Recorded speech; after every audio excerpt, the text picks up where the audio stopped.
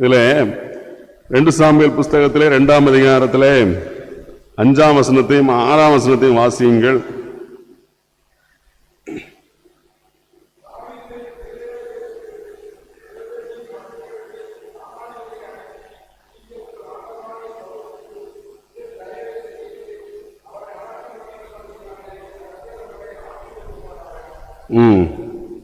அடுத்த வசனம்.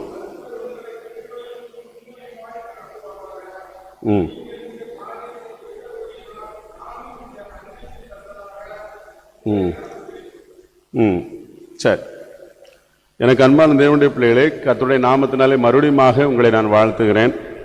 இந்த சம்பவத்தை நீங்கள் அடிக்கடி வாசித்து பார்த்திருக்கலாம். இது எதனுடைய தொடர்ச்சி என்று சொன்னால், சவுலுடைய மரணத்தின் தொடர்ச்சி.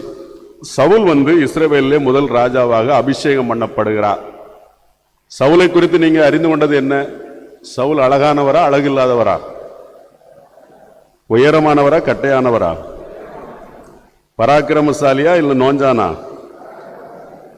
ரொம்ப திறமையான ஆள். ஆண்டவர் முதலாவது ராஜாவை தெரிந்தெடுக்கும் பொழுது மிக உயரமான ஒரு ராஜா. அந்த காலத்தில் வாழ்ந்த மக்கள் எல்லாம் சவுலுக்கு கீழே தான் இருந்தாங்க. சவுல் உயரமான, அழகான, திறமையான, பராக்கிரமசாலியான முதல் ராஜா இஸ்ரவேலின் வரலாற்றிலே நியமிக்கப்படுகிறார் சவுல். அதுக்கு முன்னதாக நியாயாதிபதிகள் என்று சொல்லக்கூடிய ஜட்ஜஸ் நியாயம் விசாரிச்சு வந்தாங்க.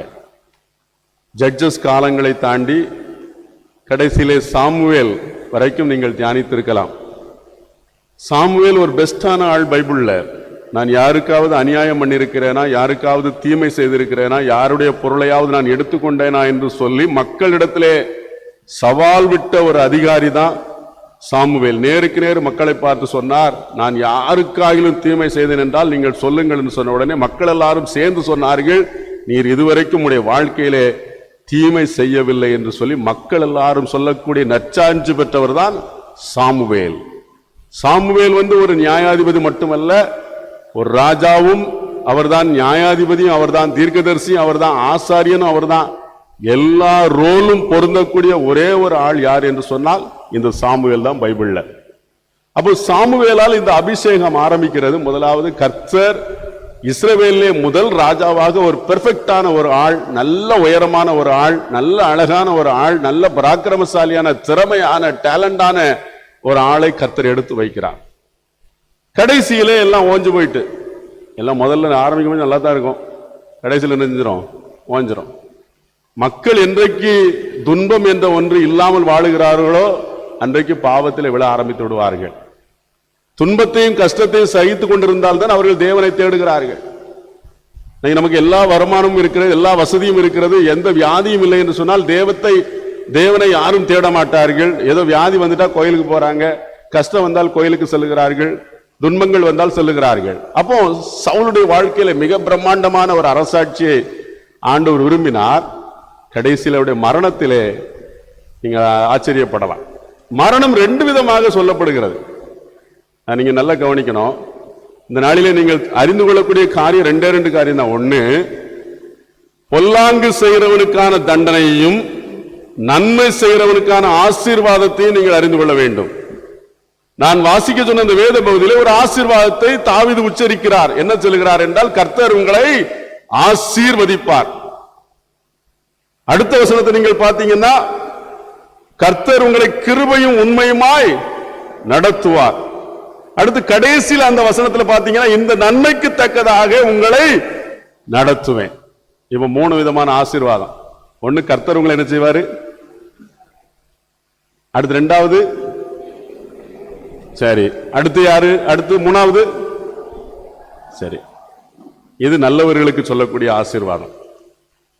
ஏன்னா இதுல நீங்க இன்னும் ஒரு சில காரியத்தை நான் முன்னகட்டியே சொன்னாதான் உங்களுக்கு இது புரியும். ஒரு மனிதன் தீமை செய்தவன், பொய் சொன்னவன், அவனுக்குரிய தண்டனையும் நீங்கள் அறிந்து கொள்ள வேண்டும். நன்மை செய்த மக்களுக்குரிய ஆசீர்வாதத்தை நீங்கள் அறிந்து கொள்ள வேண்டும். 2 காரியம்தான். ஏன்னா சவுலுடைய மரணத்திற்கு பிறகுதான் இந்த 2 நடக்கிறது. ஒருவன் சவுலுடைய மரணத்தை குறித்து தவறான செய்தியை சொன்னான். ஏன்னா 2 விதமா சொல்லப்பட்டிருக்கு. 1 சாமுவேல்ல 31 அதிகாரத்துல சவுலை எல்லாரும் நெருங்கி விட்டார்கள், வில் வீரர்கள், படை வீரர்கள், போர் வீரர்கள் எல்லாரும் நெருங்கி விட்டார்கள். சவுல் மரிக்கக்கூடிய தருவாயிலே குற்றுயிராய் கிடக்கிறான். உடனே அவன் சொன்னான், இனி விருத்த சேதனம் இல்லாத பெலிஸ்தியர் வந்து என்னை கொண்டு போடாதபடிக்கு தன் ஆயுததாரியை பார்த்து நீனே என்னை கொண்டு போட்டு விடு என்று சொல்லி அவன் சொன்னான். ஆனா ஆயுததாரி என்ன செய்யல? ஆயுததாரினா யாரு? ஆயுததாரினா யாரு? பட்டதாரியா? ஆயுததாரினா யாரு? ஆயுதத்தை ஏந்தி கொண்டு செல்லுகிறவன், ராஜாவுக்கு துணையாக ஆயுதத்தை ஏந்தி கொண்டு செல்லுகிறவன். அவனை பார்த்து சொன்னாரு, நான் இப்போ எனக்கு குற்றுயிரா கிடக்கேன். பெலிஸ்தியர் நம்மளை முறியடிச்சிட்டாங்க. பெலிஸ்தியருடைய வில் வீரர்கள் நெருங்கி வராங்க. என்னை காயப்படுத்திட்டாங்க. நான் இனிமே பிழைக்க முடியாது. இருந்தாலும் விருத்த சேதனம் இல்லாத பெலிஸ்தியர் வந்து என்னை கொன்று போடாதபடிக்கு நீனே என்னை கொன்று போட்டு விடு என்று ஆயுததாரியை பார்த்து சொன்னான். ஆயுததாரி அதை ஏற்றுக்கொள்ளவில்லை. உடனே ஒரு ஈட்டியை நாட்டி, ஒரு பட்டயத்தை நாட்டி அது மேல் விழுந்து யார் சாகிறார்? யார் சாகிறார்? சரி, சவுல் செத்து போன என்று அறிந்த உடனே யார் அடுத்து சாகிறார்? ஆயுததாரி சாகிறார். இது முதல் சம்பவம். 1 சாமுவேல் கடைசி அதிகாரத்திலே முதல் சம்பவம். இந்த மரணத்தை குறித்து இப்படி ஒரு ஸ்டேட்மெண்டை ஆண்டவர் சொல்லி இருக்கிறார். இது கொலையா தற்கொலையா? சவுலுடைய மரணம் கொலையா தற்கொலையா? பைபிள் படிச்சிருக்கீங்களா எல்லாரும்? இந்த பகுதி இதுவரைக்கும் வாசிக்காதவங்க யாரா இருக்கீங்களா? இதுவரைக்கும் நாங்க ஒரு நேரம் கூட இந்த பைபிள்ல இந்த பகுதியை வாசிக்கலன்னு சொல்றவங்க யாரா இருக்கீங்களா? இருக்க மாட்டீங்க. கண்டிப்பா எல்லாரும் வாசித்திருப்பீங்க. இந்த சம்பவத்தை நீங்க 31 அதிகாரத்திலே 4ஆம் வசனத்தை நீங்கள் பார்த்தீங்கன்னா, 3ஆம் வசனத்தையும் 4ஆம் வசனத்தையும் 5ஆம் வசனத்தையும் யாராவது ஒருத்தர் வாசிங்க. ஆளுக்கு ஒவ்வொரு வசனமா வாசிங்க.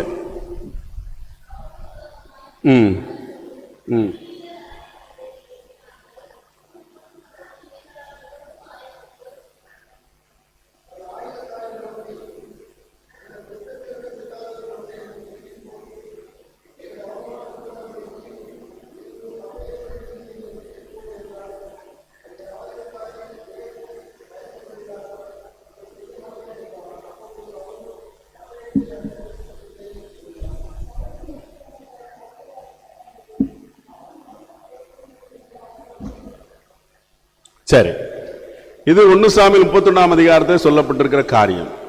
இது சவுல் செய்தது தற்கொலை என்று பார்க்கிறோம். அடுத்ததாக 2 சாமுவேல் புஸ்தகத்திலே ஒரு அமலேக்கியன் வருகிறான். அவன் என்ன சொல்லுகிறான் என்றால், இந்த மரணத்தை குறித்து 1ஆம் அதிகாரத்தில் நீங்க பார்த்தீங்கன்னா 8ஆம் வசனம், 9ஆம் வசனம், 10ஆம் வசனத்தை ஆளுக்கு ஒரு வசனமா வாசிங்க.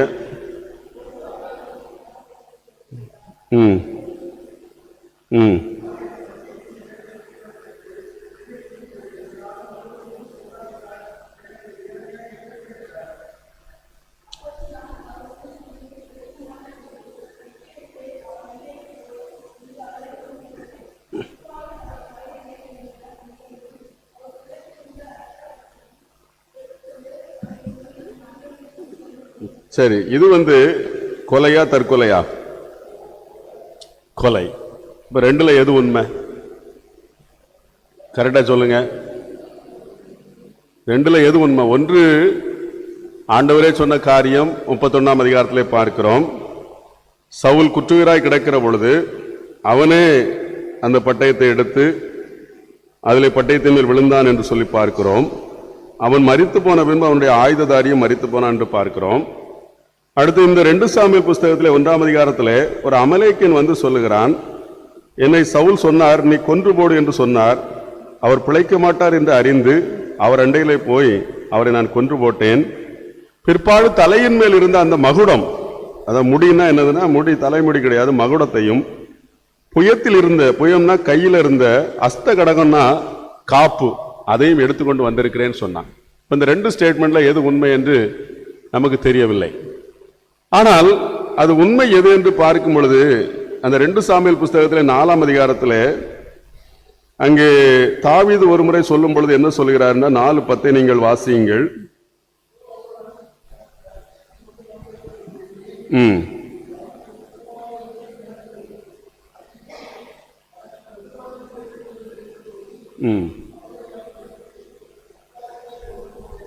போதும், பொய் சொல்லி வந்திருக்கிறான். ஏன் பொய் சொல்லணும்? ஏன்னா இந்த 1 சாமுவேல் 31ஆம் அதிகாரத்தில் நடந்தது உண்மை.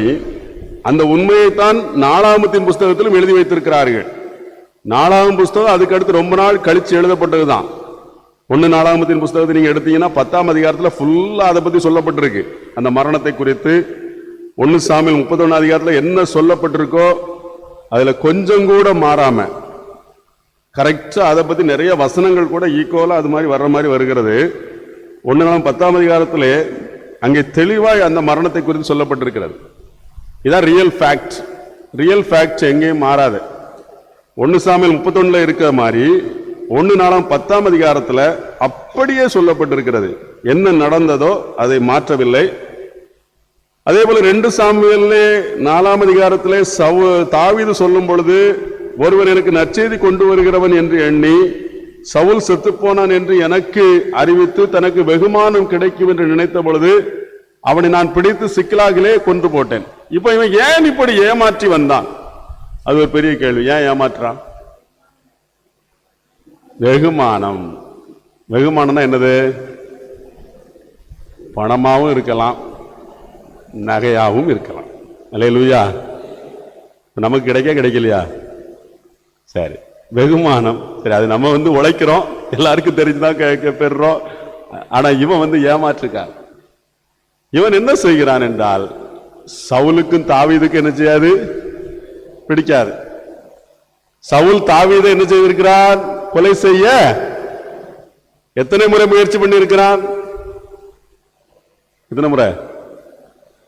பல முறை. அப்ப இந்த அமலேக்கியன் கேள்விப்பட்டிருக்கிறான். இப்ப இவன் என்ன செய்யறான்? பிடிக்காதவனை பற்றி பிடிக்காதவன் போய் சொன்னா எதிரிக்கு எதிரி யாரு? நண்பன். அல்லையிலே சொல்லுங்க. இதுக்கு அல்லையிலே சொல்லணுமா? எதிரிக்கு எதிரி என்ன? நம்ம நண்பர் ஆயிரும். இவனை பிடிக்காத, அப்ப இவனை போய் அவன்கிட்ட சொன்னா கரெக்ட் ஆயிரும். அவன் நமக்கு ஏதாவது தருவான். தாவீதுடைய சிந்தனை அப்படி இல்லை. ஏமாற்றுக்காரனை கண்டுபிடித்தான். தீமை செய்கிறவன், பொல்லாப்பு சொல்லுகிறவன், பொய் சொல்லுகிறவன், ஏமாற்றுகிறவன் எப்படி ஆகிலும் அகப்படுவான் என்பது இதிலே தெரிகிறது. பொய் ரொம்ப நாளைக்கு என்ன செய்யாது? நிலைக்கவே நிலைக்காது. அந்த வெகுமானம் வேணும் வேணும் வேணும் வேணும்னு சொல்லி ஆசைப்பட்டு ஆசைப்பட்டு ஆசைப்பட்டு அவனுடைய எண்ணத்திலே பாருங்கள், அந்த பொய்யை அப்படியே அழகா சொல்றான். இந்த மாதிரி நான் தான் என்ன செஞ்சேன்? கொன்று போட்டேன். சவுல் ஏற்கனவே சொன்னாரு, விருத்த சேனம் இல்லாத பெலிஸ்தியன் என்னை கொண்டு போடக்கூடாதுன்னு சொன்னாரு. அப்ப இந்த அமலேக்கியன் யாரு? விருத்த சேனம் உள்ளவனா விருத்த சேனம் இல்லாதவனா? அப்ப கண்டிப்பா இவரை கூப்பிட்டு என்ன செஞ்சிருக்க மாட்டார்? என்னை கொல்லு என்று சொல்லியிருக்கவே மாட்டார். அவ்வளவு வெறிபிடித்த ஒரு இஸ்ரவேலனா இருந்திருக்கிறார். ஆனால் இந்த மனிதன் வெகுமானத்துக்கும் பணத்துக்கும் ராஜ சமூகத்திலே அவன் சொன்னான், சவுல் குற்றுயிராய் கிடந்தான், நான் தான் அவனை பட்டயத்தினால் கொன்றேன், அந்த கொன்ற பெருமை எனக்குத்தான் உண்டு என்று சொல்லி அவன் தலையில் இருந்த மகுடம், ராஜ மகுடத்தை எடுத்துக்கொண்டு கையில் இருந்த அஸ்தகடகம்னா காப்பு, புயத்தில் இருந்த அஸ்தகடகம்னா அந்த காப்பு, ராஜ காப்பை, முத்திரை காப்பை எடுத்துக்கொண்டு காண்பித்தான். அவனுக்கு கிடைத்த தண்டனை மரண தண்டனை. செய்தியை கேட்டவுடனே எல்லாரும் அழுதார்கள். உடனே ராஜா சொன்னார், நீ யார் என்று கேட்டார். நான் ஒரு சாதாரண அமலேக்கியன். நீ எதுக்கு அபிஷேகம் பண்ணவன நீ கொன்ன? அதுக்கு முதல்ல பதில் சொல்லு. இவன் இப்படி நினைச்சே பார்த்திருக்க மாட்டான். போய் சொல்றவங்களுக்கு சில நேரம் தண்டனை கிடைக்கும். அப்ப பாருங்க, போய் சொல்றவன் இப்படிலாம் நினைச்சே பார்த்திருக்க மாட்டான். காலையில விடிஞ்சிலிருந்து இப்படி நினைச்சே பார்த்திருக்க மாட்டான். நம்ம சொல்ற பொய்யெல்லாம் ராஜா ஏற்றுக்கொள்ளுவார் என்று சொல்லி பொய் மேல பொய் கட்டி சொல்லுகிறான். கடைசியில சாயங்காலத்துக்குள்ளே அவன் சாகக்கூடிய அளவுக்கு அவன் பொய் நிற்கிறது.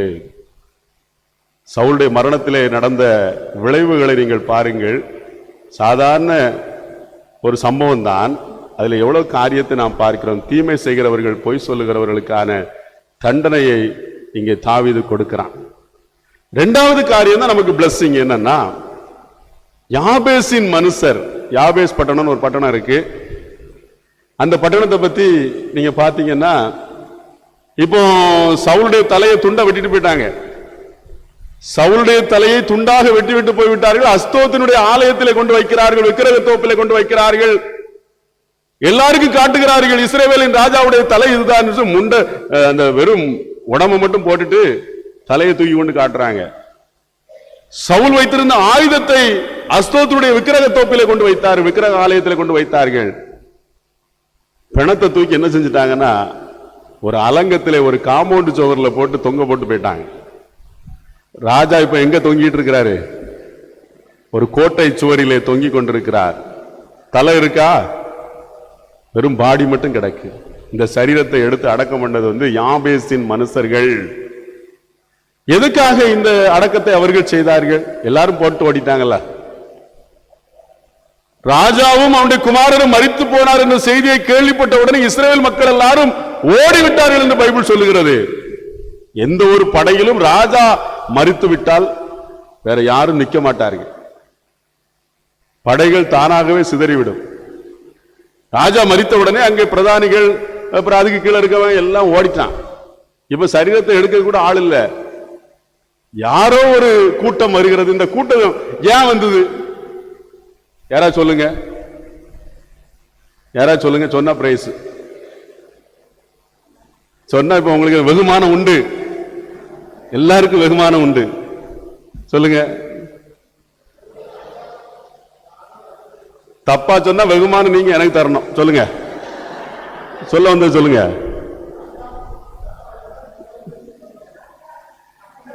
தப்பு. அடுத்து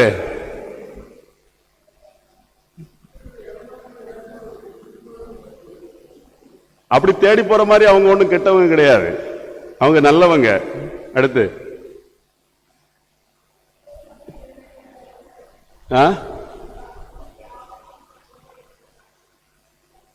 சவுலு கரெக்ட், அவங்க சொன்னது கரெக்ட். அருமையான சகோதரி சூசை மேரி அவர்கள் சொன்னது கரெக்ட். இப்ப வெகுமானம் எனக்கு அங்கதான் இருக்கு, அதை நான் பிற எடுத்தாரு. சரியா? அதனால அவங்க என்ன சொன்னாங்கன்னா அழகா சொன்னாங்க. அந்த யாபேஸ் பட்டணத்தாருக்கு ஒரு முறை யாருமே ஆதரவுக்கு இல்லை. 11ஆம் அதிகாரம் 1 சாமுவேல் 11 நீங்க பாருங்க. அப்ப அம்மோனியனாக நாகாஸ் வந்து சவால் விட்டான். உங்களை காப்பாற்றுவதற்கு யாராவது இருக்கிறார்களா என்று சொல்லி சவால் போட்டான். கிளையாத்தில் உள்ள யாபேசை முற்றுகை போட்டு, அப்பொழுது யாபேசின் மனுஷர் எல்லாரும் நாகாசை நோக்கி எங்களோட உடன்படிக்கை பண்ணும், அப்பொழுது உண்மை சேவிப்போம் என்று சொன்னார்கள். உங்களை காப்பாற்றுவதற்கு யாராவது இருக்கிறார்கள் என்று சொல்லி சவால் போட்ட பொழுது அங்கே சவுல் தான் போய் என்ன செஞ்சாரு? காப்பாற்றினார் என்று 11ஆம் அதிகாரத்தை வீட்டில் போய் வாசித்து பாருங்க. அந்த நன்றி கடன் தான், நன்மைக்கான நன்றி கடனை அங்கே அவர்கள் செலுத்துகிறார்கள். யாரும் இல்லாத ஒரு அனாதையாக கிடந்த சவுலுடைய பிணத்தை எடுத்து அவர்கள் அடக்கம் பண்ணுகிறார்கள். அடக்கம் என்பது ரொம்ப முக்கியமான ஒன்று. அடுத்து 2ஆம் அதிகாரத்தில் இந்த 2 சாமுவேல் 2 பாருங்கள். தாவீது ராஜஸ்தானத்திலே வந்த பிறகு முதலாவது என்ன செய்கிறார் என்றால், யாரெல்லாம் சவுலுடைய சரீரத்தை அடக்கம் பண்ணினார்களோ அவர்களை அழைத்தான். நீங்கள் நன்மை செய்திருக்கிறீர்கள். என்ன எங்க நடக்குன்னு பாருங்க. 4ஆம் வசனத்தை வாசிங்க.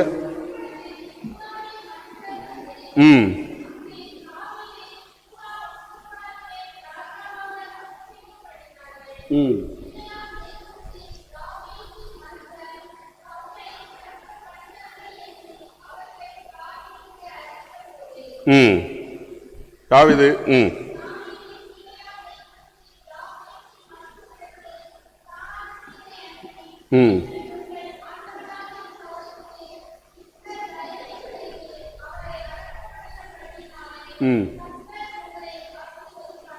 அடுத்த வசனத்தையும் வாசித்துருங்க சேத்தால.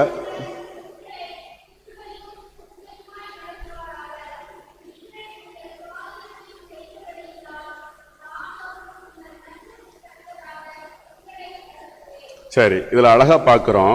ஒரே ஒரு ரிவார்டு எதுக்குன்னா, அடக்கம் பண்ணியிருக்கிறாங்க, அதுக்காக ரிவார்டு.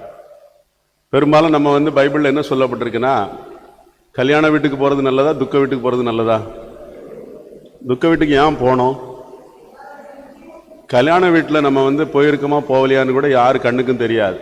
ஏன்னா சந்தோஷத்துல 1000 பேர் வருவாங்க, நம்மளெல்லாம் மறந்துடுவாங்க. துக்க வீட்டில் யாராவது தெரிந்தவங்க அந்த துக்க நேரத்தில் நிற்கும் பொழுது அவங்களுக்கு ரொம்ப ஒரு ரிலாக்ஸேஷன் இருக்கும்.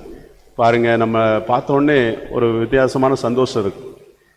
ரீசெண்டாக பாளையங்கோட்டையில் இந்த கொரோனா டைமில் நம்ம கதீட்ரல் சர்ச்சை சேர்ந்த ஒரு குடும்பம், வயசான தாய் தகப்பன், முதல்ல தகப்பனார் இறந்துட்டாங்க, தாயார் இறந்துட்டாங்க. தாயார் இறக்கும்போது பிள்ளைகள் எல்லாம் வெளிநாட்டில் இருக்கிறாங்க. அப்போ அவங்களுக்கு யாருமே கிடையாது. நீங்கள் நல்லா கவனிக்கணும், யாருமே கிடையாது. நல்ல வசதி, நல்ல சம்பாத்தியம், வெளிநாட்டில் பிள்ளைகள்லாம் இருக்கிறாங்க, யாருமே கிடையாது. ஏதோ சொந்தத்தில் ஒரு தூரத்து சொந்தக்காரங்க வந்து இந்த சரீரத்தை அடக்கம் பண்ணுறதுக்கு பேசி எடுத்து முடிவு பண்ணிட்டாங்க. அந்த அன்னைக்கு இறந்த அன்னைக்கு ஊழியர்கள்லாம் போய் ஜோம் பண்ண போயிருக்காங்க. அங்கே கதவு பூட்டி கிடக்கு. எந்த வீட்டில்? துக்க வீட்டில் ஒரு ஆள் கூட கிடையாது. அதனால என்னடா இந்த வீட்டில் இறந்துருக்கா, இல்லை அடுத்த வீட்டில் இறந்துருக்கா, இல்லை இந்த தெருவிலையா, இல்லை அடுத்த தெருவிலையா தெரியாமல் தேடிக்கிட்டே இருந்திருக்காங்க. அதான் சொன்னதெல்லாம் கரெக்டாக தான் இருக்குது, இந்த வீடு தான். உடனே அவங்களுக்கு ஃபோன் அடித்து கேட்கும்போது, அம்மா இறந்த வீடு தானே, ஒரு ஆள் கூட இல்லை இந்த வீட்டில். அவங்க சொல்லியிருக்காங்க, நாங்கள் இப்போ தான் கதவை பூட்டி போட்டு நாங்கள் இப்போ தான் டீ குடிக்க வந்தோம். உள்ள யார் இருக்கா? டெட்பாடி உள்ள இருக்கு, ஒரு ஆள் கூட வீட்டில் கிடையாது, ஒரு ஆள் கூட கிடையாது. ஏதோ தூரத்து சொந்தக்காரர் என்ன சொல்றாருன்னா, நாங்கள் இப்போ தான் கதவை பூட்டி போட்டு என்ன செஞ்சிருக்கோம், இந்த பாளை பஸ் ஸ்டாண்ட் பக்கத்தில் வந்து டீ குடிச்சிட்டு இருக்கோம், இப்போ வாரோம். எவ்வளோ ஒரு கேவலமான காரியம் பாருங்க. இன்னைக்கு நம்ம நிறைய உறவுகளையும் சொந்தங்களையும் இழந்து துக்க நேரத்தில் கூட ஆள் இல்லாமல் தவிக்கக்கூடிய சூழ்நிலை நம்முடைய திருநெல்வேலி மாவட்டத்தில் கூட இருக்கிறது. இங்க பாருங்க, சவுலுடைய அனாதை பணத்தை எடுத்து யாபேசின் மக்கள் அடக்கம் பண்ணினார்கள். அதாவது நல்ல கவனிங்க, கஷ்டத்தின் மத்தியிலே நாம் கண்டிப்பாக உதவி செய்கிற ஜனங்களாக இருக்க வேண்டும். நம்ம ஹோம்ல வந்து இன்னைக்கு நிறைய பேரை நம்ம வந்து ரெஸ்கியூ பண்ணி எடுக்கிறோம். யார் யாரெல்லாம் அந்த பணியை நீங்கள் செய்கிறீரோ உங்களுக்கு நிச்சயமாக கர்த்தருடைய ஆசீர்வாதம் என்ற ஒன்று உங்களுக்கு நிச்சயமாய் உண்டு. சிறுமைப்பட்டவன் மேல் சிந்தை உள்ளவன் பாக்கியவான், தீங்கு நாளில் கர்த்தர் அவனை விடுவிப்பார், கர்த்தர் அவனை உயிரோடு பாதுகாப்பார்னா உங்களுக்கு கண்டிப்பா தேவன் நல்ல ஜீவனையும் சுகத்தையும் பலத்தையும் தருவார். படுக்கையின் மேல் வியாதியாய் கிடக்கிற அவனை கர்த்தர் எழுப்புவார். யாரை எழுப்புவார்னா, சிறுமைப்பட்டவன் மேல் சிந்தை உள்ளவனை தான் கர்த்தர் எழுப்புவார். படுக்கையில் அவன் வியாதி முழுவதையும் மாற்றி போடுவார். கண்டிப்பாக நம்முடைய பணியிலே இந்த உதவி செய்கிற பணியை செய்யும் பொழுது ஆண்டவர் நமக்கு அதற்கேற்ற பலனை கொடுப்பார். யாபேசின் மக்கள் போய் சவுலுடைய சரீரத்தை அடக்கம் பண்ணினதுக்காக ராஜா சொன்ன ஆசீர்வாதமான வார்த்தை என்னன்னா, கர்த்தர் உங்களை ஆசீர்வதிப்பார், கர்த்தர் உங்களை ஆசீர்வதிப்பார். அதோடு மட்டுமல்ல, கர்த்தர் உங்களை கிருபையும் உண்மையுமாய் நடத்துவார். கிருபை ஆசீர்வாதம்னா என்னது? உபாகம் 28 அதிகாரத்தில் பார்க்கிறோம், உன் கற்பத்தின் கனி, உன் நிலத்தின் கனி, உன் மாடுகளின் பெருக்கம், உன் ஆடுகளின் மந்தைகளும் ஆகி மிருக ஜீவன்களின் பலனும் ஆசீர்வதிக்கப்பட்டிருக்கு. நீ வருகையிலும் ஆசீர்வதிக்கப்பட்டிருப்பாய், போகையிலும் ஆசீர்வதிக்கப்பட்டிருப்பாய். உன் களஞ்சியங்கள் நிரம்பும், உன் தானியங்கள் நிரம்பும். நீ கடன் கொடுப்பாய், கடன் வாங்காதிருப்பாய். பண்டகசாலை நிரம்பும் சொல்றாரு. யாருக்கு நிரம்பும்? தீமை செய்கிறவனுக்கு நிரம்பவே நிரம்பாது, நன்மை செய்கிற ஆத்மா வாழும். நம்ம நிறைய இப்போ ரீசெண்டா நம்ம ஏகப்பட்ட மக்களை நாம் எடுத்திருக்கிறோம். நம்முடைய ஆண்கள் ஹோமும் சரி, பெண்கள் ஹோமும் சரி. இப்போ ரீசெண்டாக கூட நம்ம அருமையான அப்துல் வந்து அழகியபாண்டியபுரம் பஸ் ஸ்டாண்டில் 6 மாசத்துக்கு முன்னால அவர் எப்படி இருந்தார் என்பதை நீங்க போட்டோ பார்த்திருக்கீங்க. இன்னைக்கு நம்ம மதங்களையும் ஜாதிகளையும் தாண்டி நாம் சேவை செய்கிறோம். அவரை எடுத்துக்கொண்டு வந்து நம்ம ஹோம்ல வச்சு பராமரித்து வீட்டை கண்டுபிடிச்சு, இப்போ ரீசெண்டாக நம்ம ஊழியர்கள் போய் அவர்களை வீட்டில் சேர்த்து விட்டு வந்தார்கள். ஒரு அப்துலுக்கும் நாம் சேவை செய்கிறோம். இல்லை வேற முருகன், இந்த இப்போ தோட்டாக்குடியிலேருந்து ஒருத்தர், அவர் பேர் என்ன பேரு, சுப்பிரமணிக்கு நம்ம சேவை செய்கிறோம். யாருக்காவது இது தெரியுமா? உடனே சொல்லுவார்கள், ஊழியங்கள் இன்னைக்கு எல்லாம் நடக்கவே இல்லைன்னு சொல்லுவாங்க. நாம் செய்கிற பணியை போல யாருமே செய்ய முடியாது. அப்போ என்ன நன்மை செய்ய படியுங்கள். கடந்த வாரத்தில் நமக்கு தலைப்பு அதுதான். உண்மையான பக்தி எது? மெய் பக்தி. யாக்கோபு ரொம்ப தெளிவான ஆன்சர்களை நிறைய முறை சொல்லுகிறார். யாக்கோபு 1:5 ஞானத்திலே குறைவுள்ளவனுக்கு ஆன்சர் சொல்லப்பட்டிருக்கிறது. யாக்கோபு 1:27 உண்மையான பக்தினா எதுன்னு ஆன்சர் சொல்லப்பட்டிருக்கிறது. திக்கற்ற பிள்ளைகள் விதைகளும் படுகிற உபத்திரவத்தில் விசாரிக்கணும், உலகத்தால் கரைபடாதவர் நம்ம காத்துக்கொள்ளணும். உண்மையான மெய் பக்தினா என்னதுன்னா, நன்மை செய்கிறது, பரிசுத்தமாய் வாழ்றது. யாபேசின் மக்கள் நன்மை செய்தார்கள், அதற்கான ஆசீர்வாதம் கர்த்தர் உங்களை ஆசீர்வதிப்பார். உங்களுக்கு கிருபையும் உண்மையுமாய் நடத்துவார். கிருபை, அதான் கிருபைங்கிற வார்த்தைக்கு ஈடான வார்த்தை எதுவுமே கிடையாது. நமக்கு எதுவுமே இல்லைனாலும் அந்த கிருபை இருந்தா போதும். பலவீனத்தில் என் பலன் பூரணமாய் விளங்கும், உனக்கு என் கிருபை உனக்கு போதும். அப்போ பவுல் சொல்றாரு, என் பலவீனத்தை குறித்து நான் சந்தோஷப்படுறேன். ஏன்னா பலவீனத்தின் மத்தியில் ஆண்டவர் என் கூட இருக்கிறாரு, அவருடைய கிருபை என்னை தாங்குகிறது. கிருபை உண்மையுமாய் உன்னை நடத்துவார். நமக்கு எவ்வளவுதான் பணம் இருந்தாலும், எவ்வளவுதான் நமக்கு செல்வங்கள் இருந்தாலும், கிருபை மட்டும் இல்லைன்னா நம்ம இந்த உலகத்துல வாழவே முடியாது. கர்த்தருடைய கிருபை, அடுத்து மனுஷருடைய தயவு. ராஜா சொன்னார், நானும் உங்களுக்கு நன்மையானதை தருவேன். ராஜா சொன்னார், இந்த நன்மைக்கு தக்கதா உங்களை நானும் நடத்துவேன். யார் நல்லவர்கள் என்று அறிந்து அதன்படி நான் நடத்துவேன். தீமை செய்கிற மக்களை நான் தண்டிப்பேன், நன்மை செய்கிற மக்களை யார் நல்லவர்கள் என்று அறிந்து அதன்படி நான் நடத்துவேன் என்று ராஜா சொன்னார். எவ்வளவு ஒரு பெரிய பிளஸிங் பாருங்க இந்த யாபேசின் மக்களுக்கு. ராஜா இறந்த பிறகு அவங்களுக்கு என்ன வேலை? நான் தான் சொன்னேன், நான் ஏற்கனவே அன்றைக்கு தியானிக்கும் பொழுது யோசேப்பு பற்றி நான் அன்னைக்கு சொன்னேன்னு நினைக்கிறேன். யோசேப்பு தன்னுடைய தகப்பனாகி யாக்கோபுடைய சரீரத்தை எப்படி கொண்டு வந்து அடக்கம் பண்ணார் பாத்தீங்களா? ஏன் அப்படி அடக்கம் பண்ண முடிஞ்சது? எகிப்தியர் ஏன் சப்போர்ட் பண்ணாங்க? எகிப்தினுடைய அதிகாரிகள் ஏன் சப்போர்ட் பண்ணாங்க? ராஜா ஏன் சப்போர்ட் பண்ணானா, யோசேப்பு என்ற மிகப்பெரிய பலவான் நம்மிடத்தில் இருக்கிறார். இவரை வைத்துதான் இந்த தேசம் வாழ்ந்து கொண்டிருக்கிறது. அதனால்தான் யாக்கோபுடைய சரீரத்துக்கு எம்பாமிங் செய்யும்படியாக 40 நாட்கள் அந்த சரீரத்தை அப்படியே எம்பாமிங் பண்ணி, எம்பாமிங்னா அந்த சரீரம் கெடாம பாதுகாக்கிற சிஸ்டம், எம்பாமிங் பண்ணி வச்சிருந்தாங்க. வைத்தியர்களுக்கு கட்டளை போட்டான். எங்க இருந்து கட்டளை போடுகிறான்? எகிப்திலே உட்கார்ந்து கொண்டு கட்டளை போடுகிறான். பிறகு அவர்கள் அந்த சரீரத்தை அப்படி தூக்கி கொண்டு வருகிறார். 70 நாள் தூக்கம் கொண்டாடினாங்க. தூக்கி கொண்டு வருவதற்கு ஒரு 40 நாள், அங்க போய் ஒரு 7 நாள், 117 120 நாள் அந்த சரீரம் கெடாமல் பாதுகாக்கும்படியான சிஸ்டம் அன்றைக்கு எகிப்திலே இருந்தது. இன்றைக்கு கூட அப்படி பார்க்க முடியாது. ஜெயலலிதாவுடைய சரீரத்தை எம்பாமிங் பண்ணி வச்சிருந்தாங்க. முகமெல்லாம் அப்படி செதஞ்சு போயிருந்ததை நாம் பார்த்தோம். அன்றைக்கு 120 நாட்கள் கெடாமல் அந்த சரீரத்தை பாதுகாத்து. ஏன் நான் இதை ஏன் சொல்லுகிறேன் என்றால், யோசேப்பு இருந்தபடியினால் தான் அது நடந்தது. ஆனால் யோசேப்பு மரித்த பொழுது யோசேப்பு சொல்லிட்டார், என் சரீரத்தை நீங்க தூக்கிட்டு போக முடியாது. ஒருத்தர் உங்க பேச்சை என்ன செய்ய மாட்டான், கேட்க மாட்டான். நான் உயிரோடு இருக்கும் பொழுது என் பேச்சை எல்லாரும் கேட்டாங்க. என் சரீரத்தை நீங்க எங்கேயே அடக்கம் பண்ணிருங்க. என்னைக்கு நீங்க அங்க போறீங்களோ அன்னைக்கு என்ன செய்யுங்க, அந்த சரீரத்தை தூக்கிட்டு போங்க. அதுல நான் இதை ஏன் சொல்லுகிறேன் என்றால், ஒரு ராஜா மரித்த பின்பு நமக்கு என்ன வெகுமதி கிடைக்கும்? ஒன்றும் கிடைக்காது. ராஜாவே மரித்து விட்டார் என்றால் ஒரு அனாதையாய் கிடக்கிறார். அவர் சரீரத்தை நாம் தேடி எடுத்தால் நமக்கு என்ன பரிசு கிடைக்கும்? ஒண்ணுமே கிடைக்காது. இருந்தாலும் நன்மை செய்கிற மக்களுக்கு நன்மை தானாகவே தேடி வந்தது. பிடிக்காத ராஜா, சவுலுக்கு பிடிக்காத ராஜா தாவீது வந்துட்டாரு. அவரே கூப்பிட்டு என்ன செய்யறாரு, ஆசீர்வதித்து அனுப்புகிறார். ஒருவேளை சவுல் கண் முன்னதாக சவுளுடைய பிள்ளைகளை எடுத்து யாபேசின் மக்கள் அடக்கம் பண்ணி இருந்தால், சவுல் உயிரோடு இருந்தால் அவர்களுக்கு மிகப்பெரிய கனத்தை கொடுத்திருப்பான். அது நடிப்பு. அது என்னது? சவுளுடைய பிள்ளைகள் 3 குமாரர்கள் மரித்தாங்கல்ல, அப்ப சவுல் மட்டும் உயிரோடு இருந்தார்னா, இந்த யாபேசின் மக்கள் இப்ப அடக்கத்துல அதை எடு, இதை பெட்டி எடு, அதை அடக்கம் பண்ணி, இதை அடக்கம் பண்ணுனா கண்டிப்பா அவங்களுக்கு என்ன உண்டு? ஒன்றுமே இல்லாத ராஜா செத்து போனார். அவருக்கு விரோதியாக எண்ணப்பட்ட ஒரு ராஜா வந்திருக்கிறார். நன்மை செய்கிறவனை தேடி கண்டுபிடித்து அவனுக்கான பரிசு கர்த்தர் உங்களை என்ன செய்வார்? ஆசீர்வதிப்பார்.